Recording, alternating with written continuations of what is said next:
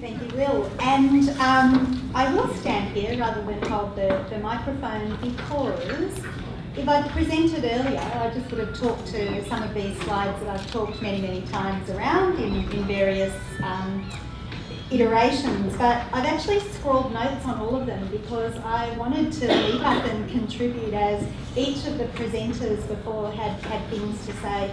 There is such synergy, and what a privilege and an honour to be in amongst a community of people who are so interested in making the world such a good place for, with and through our young people. So it's lovely to be here. So yes, I am the principal of Macquarie Primary School and very, very proud to be a public school principal in the ACT. What I'm going to talk about today is the brief, which is about middle years children, kind of, because what I have observed, click to the next slide, what I have observed in more than 50 years on the planet, but more than 30 years working as a community leader by being in a school, the classroom, or as a school leader.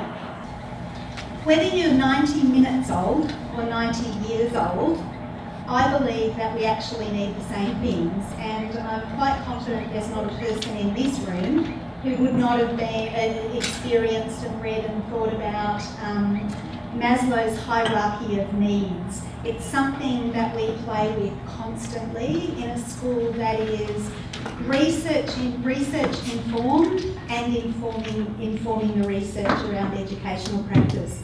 That top point there, the self-actualisation piece, is highly significant, and will come through in some of the stories that I'll share about how we link theory with practice. More than student voice, I believe that the real key is about student agency, equipping students with skills and wills to be able to make a difference in their peer group, school, family group, community group, and ultimately the world. The other part that I've not put up here is around what we all need, irrespective of our age, is I'm quite interested in William Glass's 4 needs that he identifies: freedom, fun, power, and belonging. And those 2 theories are what frames much of our thinking across Macquarie Primary School. I did really pick up on the minister's point about, early intervention means different things to different people. And while there are some similarities and some typical differences in child development at the middle years time, what we know from neurological science is that at different times our brain will function differently and we will downshift, and I'm hoping that I'm amongst people like me who can't actually say that never do they sometimes downshift to toddler behaviour themselves when they're stretched out of their comfort zone. We do, and I had one of those experiences quite recently because there was something I just couldn't do and didn't have the skills to do, and I needed all the support networks around me, my anchors in my community and family, in much the same way, exactly the same way as I would have as a small child. Social learning theory is something that is absolutely a foundation to the work that we do.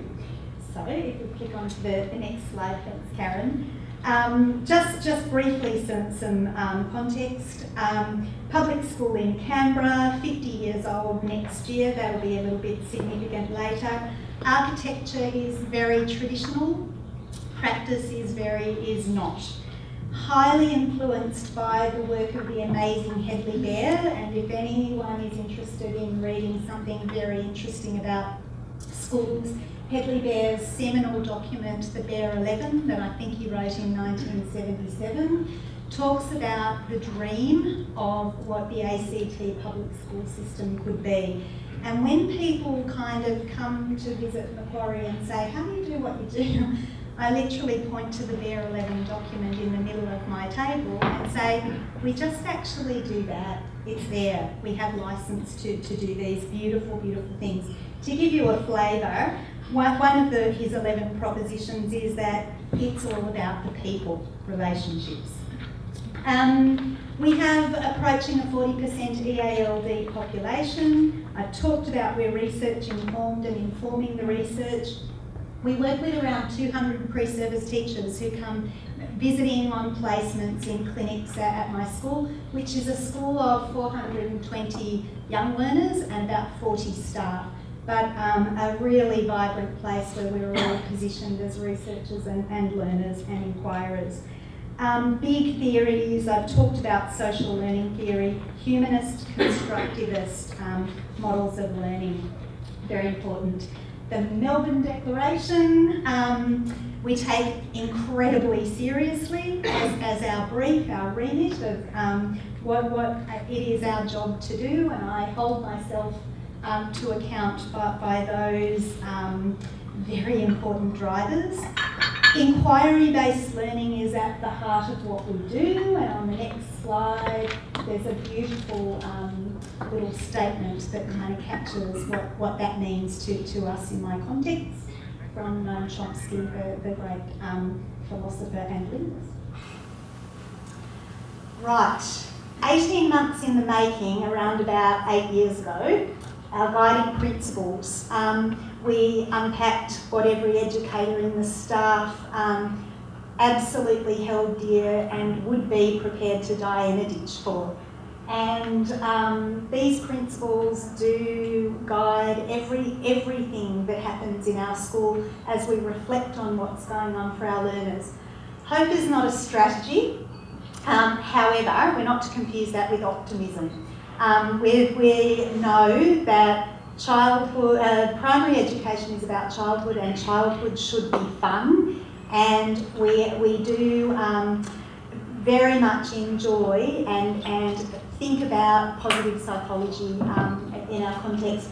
But the hope is not a strategy part means that we know what we're doing. We design, we plan, we guide children's development through the Australian curriculum. Laughing children learn, I've touched on before.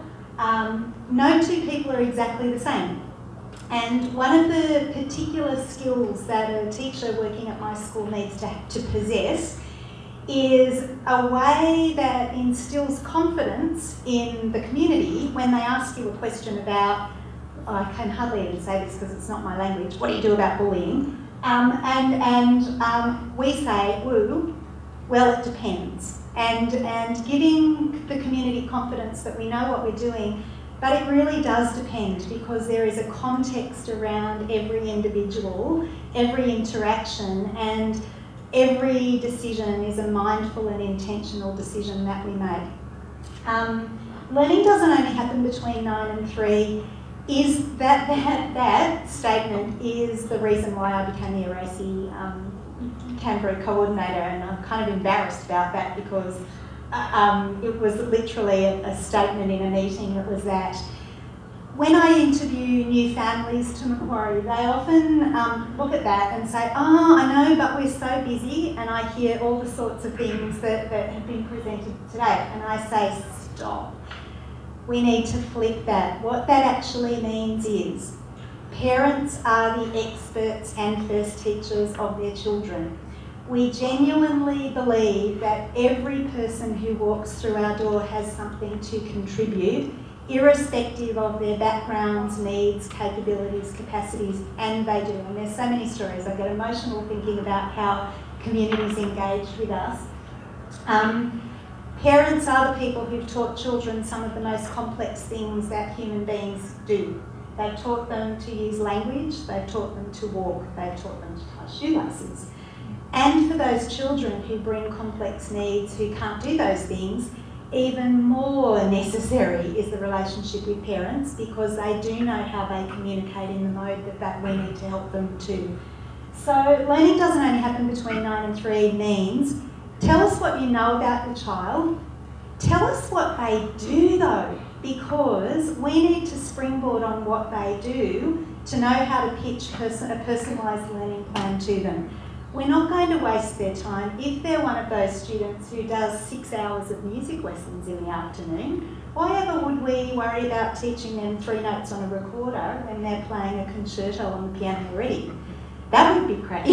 and so we work with families designing learning pathways that meet the needs of children and looking at holistically where learning happens and how it happens and what school needs to do. Real context leads to real learning. You'll experience that in a few of our stories. Learners need to lead is about student agency. You'll experience that through some of the stories. And curriculum should be inch wide and mile deep. I think, Karen, on the next slide, a couple of points about curriculum. The learning assets are a really strong plank of what we do with our children every day. We help them to become thinkers, communicators, collaborators, researchers, and self-managers. Inquiry is at the heart of everything we do, and our grown-ups in our school community, volunteers, pre-service teachers and support staff, also model and develop those learning assets too. We are all learners. The next part of the curriculum thinking, so I'm rocketing through, I'm not sure how informed people in this room are about the Australian curriculum. It's beautiful, it really, really is. It's beautiful because it's so vast. And you can follow it down all sorts of rabbit warrens, and it's complex as curriculum is. It's been designed by some incredible giants, in each of the areas. The literacy people and science people, designers of that work is great. The most important part of the curriculum, though, for us, is the set of general capabilities, and they're the capabilities, dispositions, they kind of reach some skills that educators believe are essential for students to navigate and contribute to their world positively and productively. That's the most important part of the curriculum for us. We frame the curriculum, we make sense of it, because it's so huge, around those 3 things: human dignity, stewardship of our changing world, and cultural heritage. So how that works is that when my staff get a little bit, gosh, it's been a crazy day and what have I actually done? At the end of the day, each grown-up can talk about a way that they've helped children to live or understand helping others to live with dignity, to care for our planet and our environment, and to understand people irrespective of what they bring and where they come from, and to value differences as assets. They've done a good job, and sometimes you do that very, very simply just by modelling an interaction in the right way at the right time. If you go back to the Erases slide, and I've sent it on a few tables today, a couple of points here. We know that education is too hard to do on our own. Why would we even try? And it's actually, sounds a little bit counterintuitive, but we accept it's actually impossible. And Dr. Sue's alluded to that. How do these people do it? Way too hard to do on our own. We can't. We must work with communities and each other to make those things happen. The common approach wheel has been useful, not to be one of those things that we always use in the same way all the time, but it certainly opens up a conversation around the things that we know children need, that with our community resource, together, collectively, we can contribute to that. I would rather it say up the top, instead of a practical approach to improving the wellbeing of children and families, I would rather it say optimise rather than improve, because in the very nature of that statement, maybe we can go into a deficit mode when we use it, but again, the tool's used by different people and different groups in different ways. I do believe all families, I genuinely believe all families do the best they can. I've never met a parent who's not loved their child. They all have strengths to build on. We need to be very mindful of I and many of my colleagues need to be aware of our middle class Anglo biases and our unconscious bias. And what this does is helps teachers know where they kind of sort of need to go to have some conversations with families, giving them permission to talk about these things, because it's not just sitting in classrooms working on the learning bit, it's so holistic. It's also been useful in a conversation with our P&C throughout the year as we're gearing up for the school's 50th celebrations, as we've had a big conversation about what is the role of a P&C, a contemporary P&C, in a school that genuinely values social capital more so than financial capital. And I will say, as I say many times publicly, public schools in the ACT are very well funded. What matters to me in schools does not cost. It's about mindsets, people, philosophies. No amount of money can do that. That's the human work that we need to be doing. But when we started talking with our P&C around, if we're all wanting our community's children to be loved and safe, healthy, participating, how can the P&C, how does that work? What can you do that our school can't do? So it's useful that way.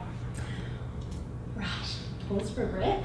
On to the next slide. I'm just going, I know I've been talking so quickly, but I want to talk you through a couple of examples of how this looks in practice.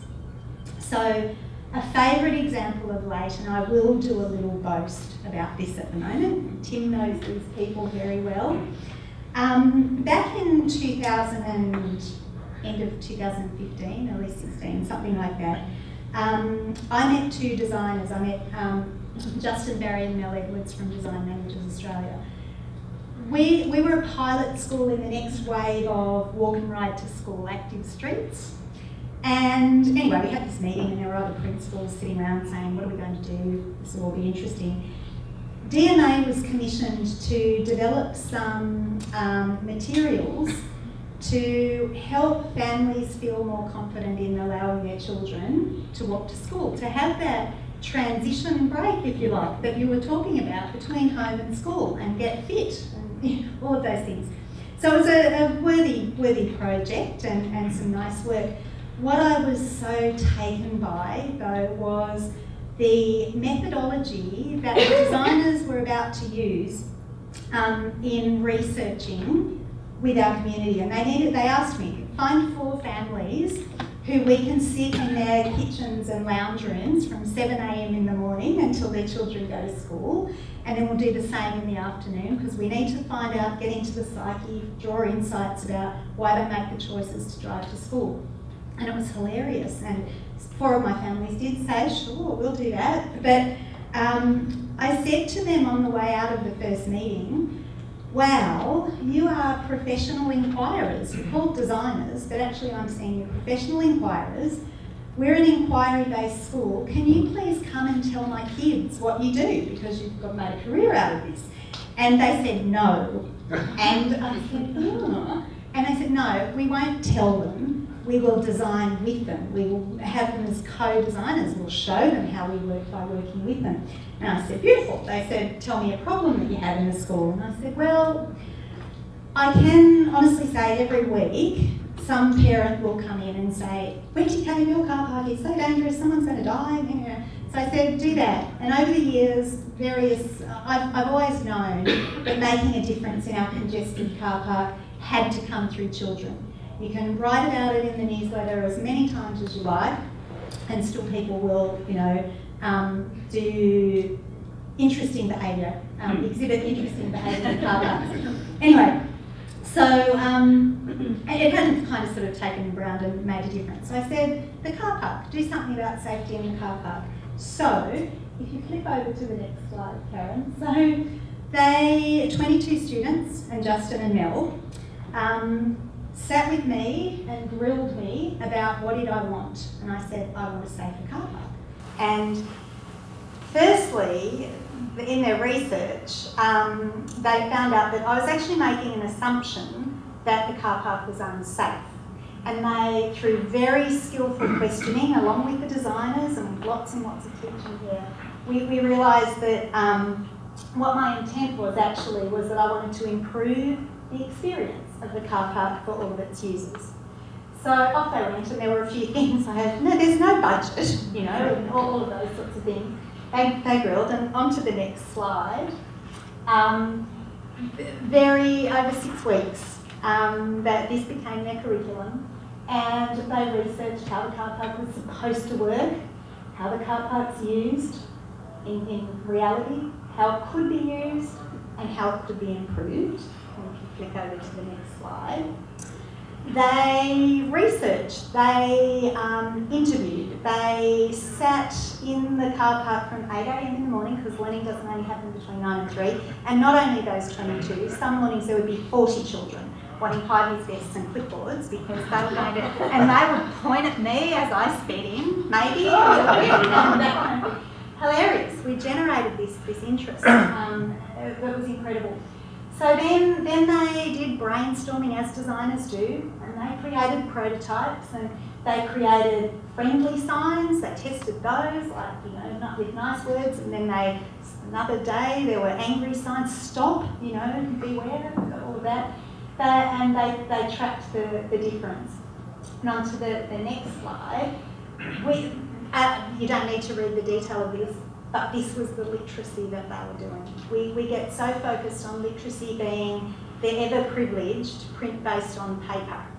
It's not.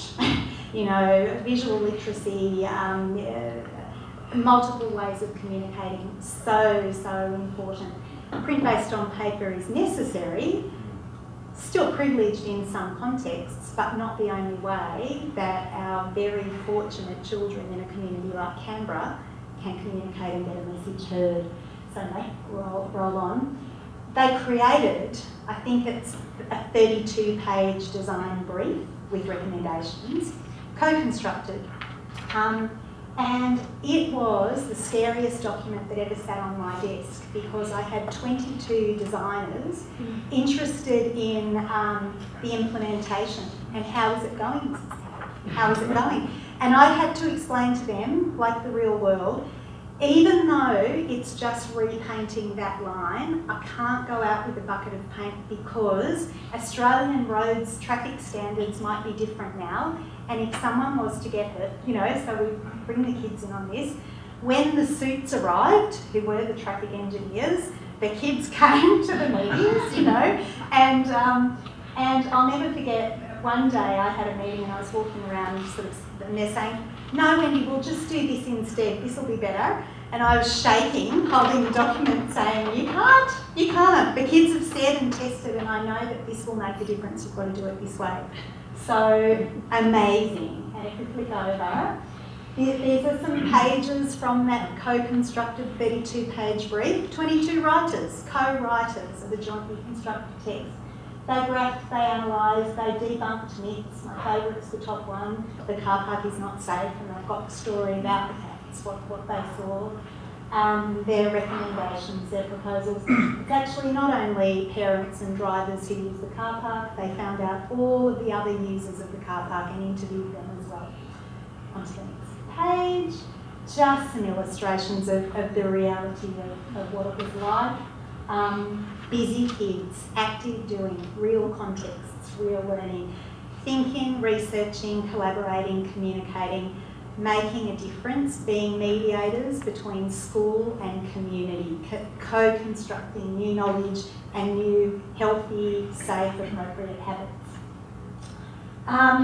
The legacy, and I will say this, so a little thing happened a fortnight ago, I'll get to that, that required us to pull the kids back together 3 weeks ago. So these children are now in year 7.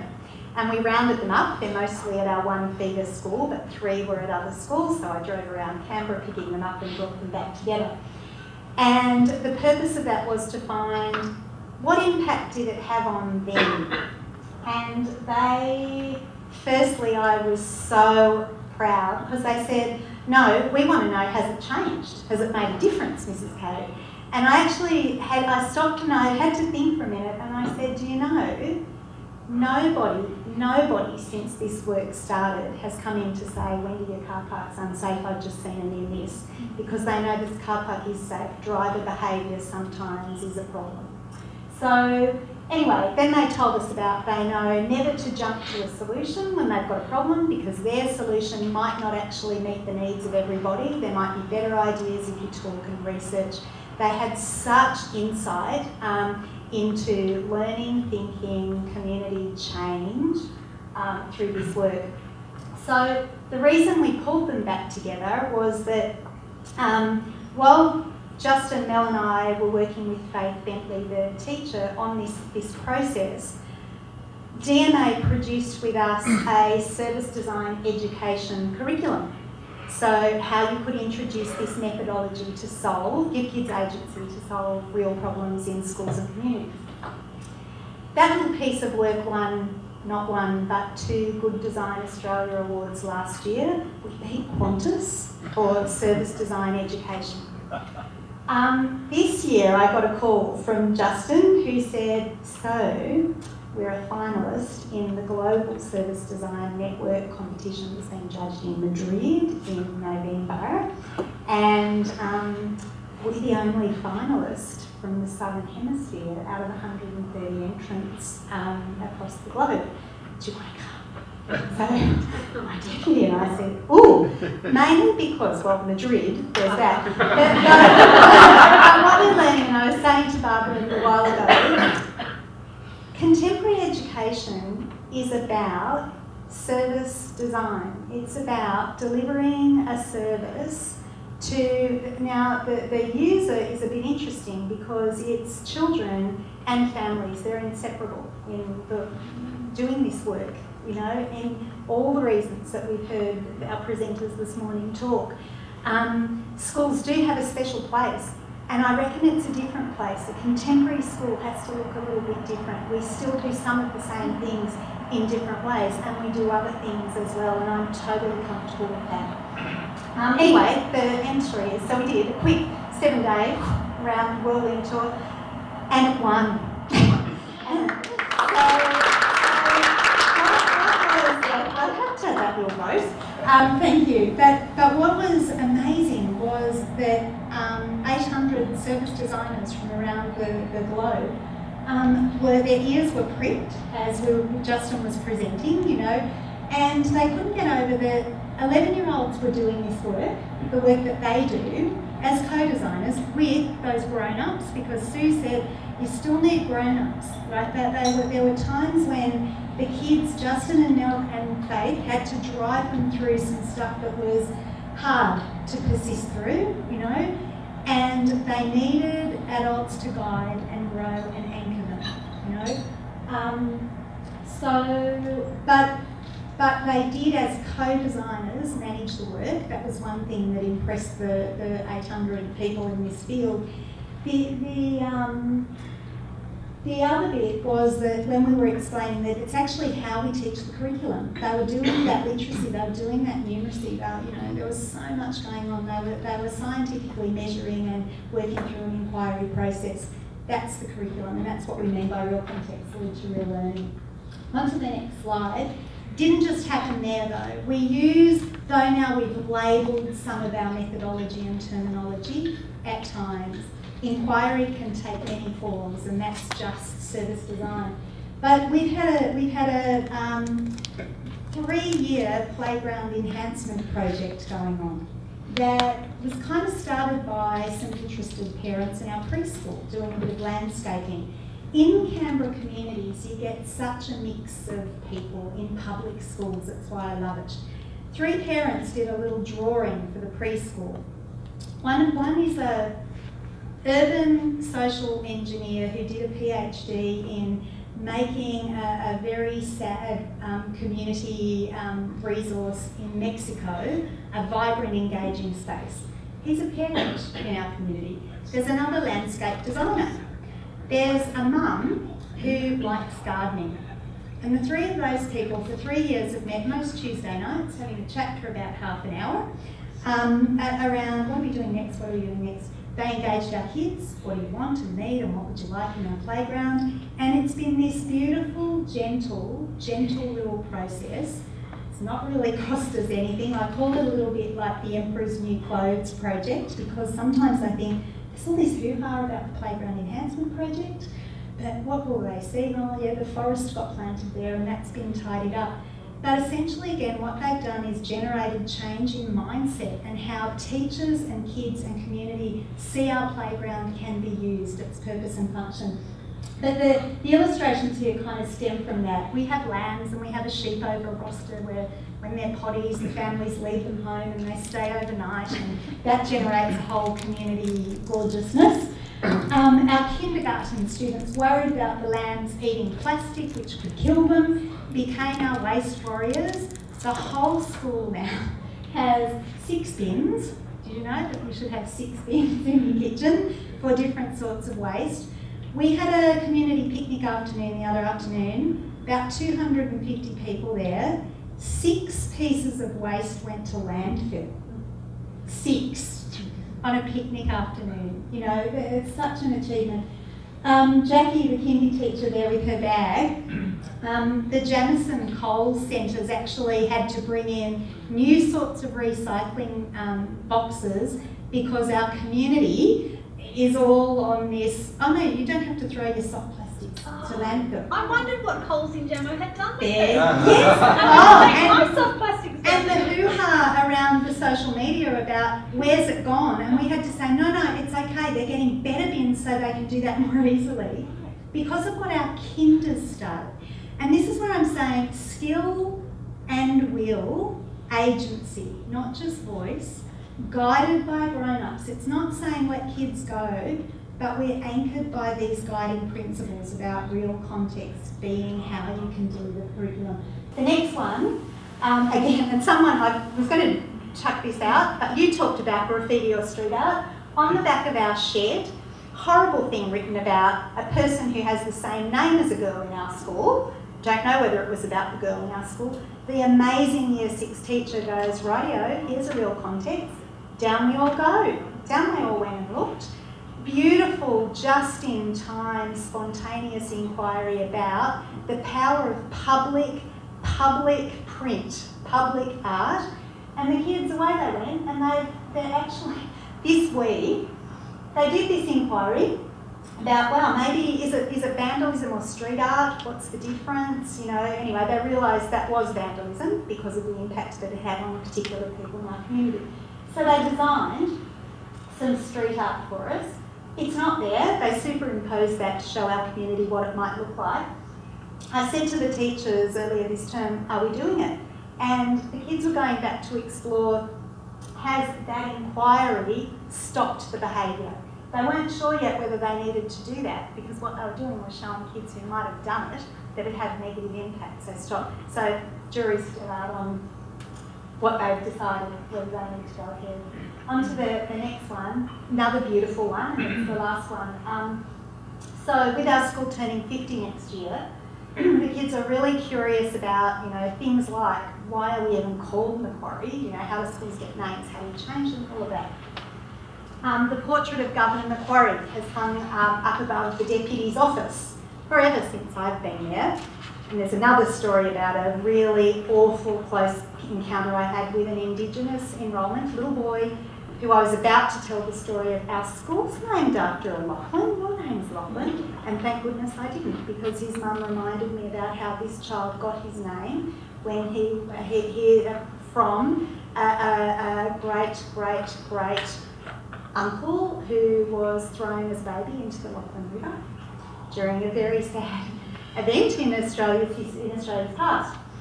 So anyway, the kids start learning about Governor Macquarie, and then they're saying, oh, we're a bit conflicted. He did all the stuff. Anyway, a grandparent in our community has connections with the Tent Embassy, and she said, you must come. So off they went, and I must say I took great pride when lots of schools were being photographed on these buses on the steps of that building.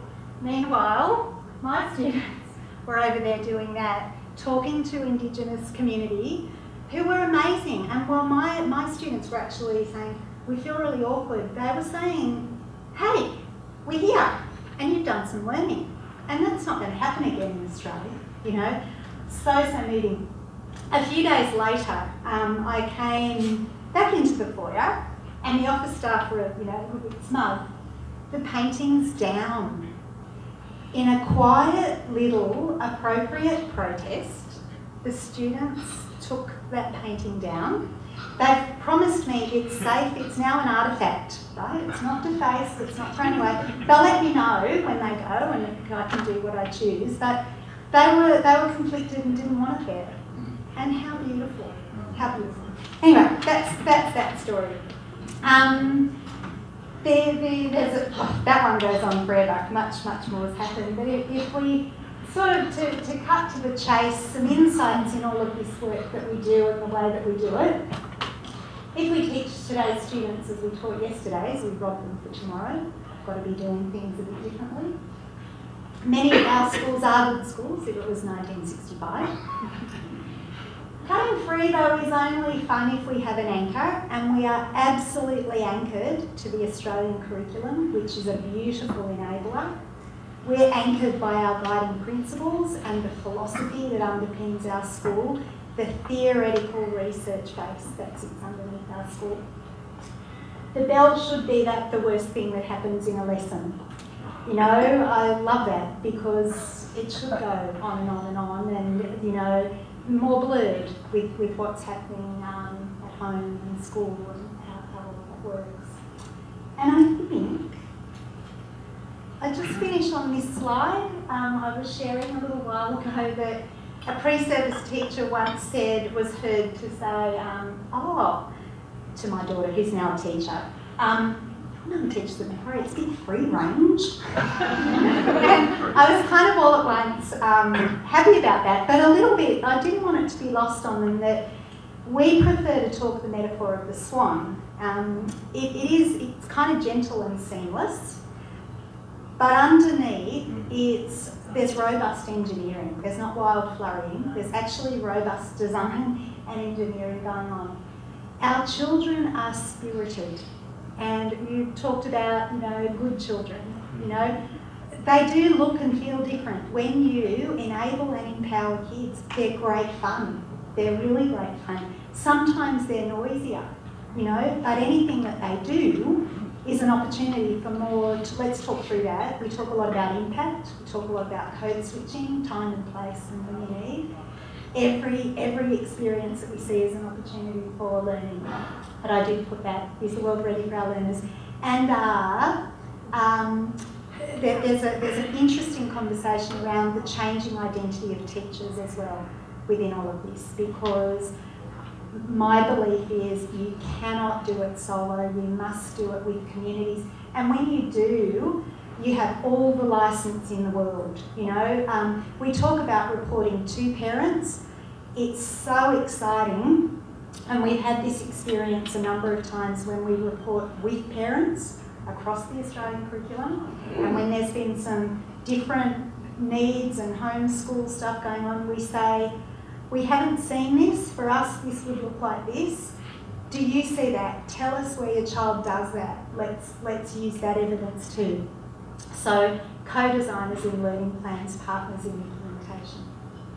I've probably gone way over time, I'm sorry. Thank you.